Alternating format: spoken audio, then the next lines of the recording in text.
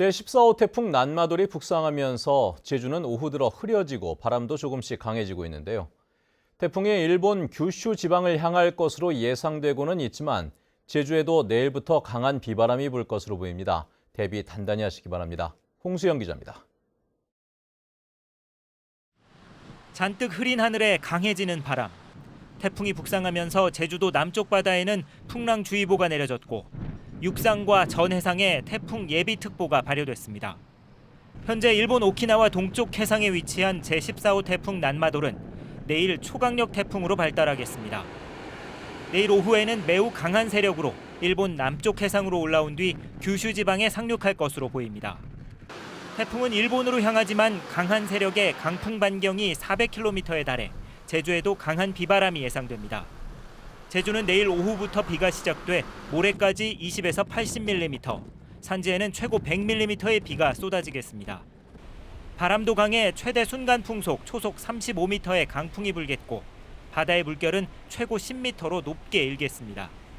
태풍은 모레 새벽 1시쯤 서귀포 남동쪽 240km 부근 해상을 지나며 제주에 가장 근접할 것으로 보입니다.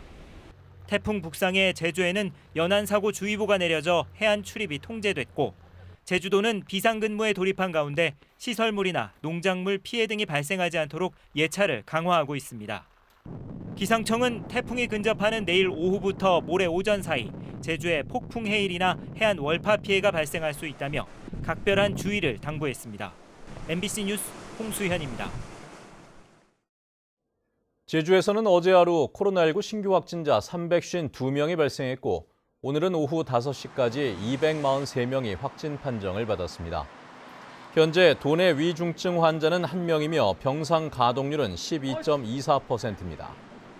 최근 일주일 동안 제주 지역의 코로나19 신규 확진자는 2,629명으로 전주보다 1,600여 명 감소했고 연령별로는 40대가 16%를 차지해 가장 많았습니다.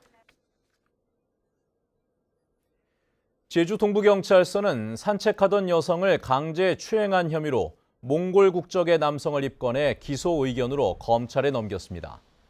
이 남성은 지난 14일 새벽 6시쯤 제주시 탑동 부근을 산책하던 여성을 추행한 뒤 달아난 혐의를 받고 있는데 경찰 조사에서는 넘어지다 여성을 붙잡게 됐다며 혐의를 부인한 것으로 전해졌습니다. 어제 오전 8시 반쯤 제주시 화북동의 한 도로에서 달리던 승용차에 불이 나 인명피해는 없었지만 차량 앞부분이 불에 타 소방서 추산 300만 원의 재산 피해가 났습니다. 경찰과 소방당국은 엔진 부분에서 불이 시작된 것으로 보고 운전자 등을 상대로 정확한 경위를 조사하고 있습니다. 프로축구 제주 유나이티드가 남기일 감독과 재계약을 체결했습니다. 제주는 계약 기간 2년에 세부 내용은 공개하지 않는 조건으로 남기일 감독과 재계약을 맺었습니다.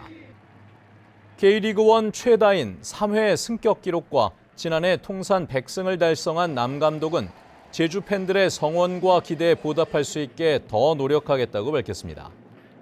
한편 제주는 내일 강원을 상대로 K리그 33라운드 원정 경기에 나섭니다. 제주도 교육청은 난치병 학생 지원회를 열고 도내 초중고등학교 난치병 학생 139명에게 1억 8,300만 원을 지원하기로 했습니다. 뉴스데스크 제주를 마칩니다. 시청해 주신 여러분 고맙습니다.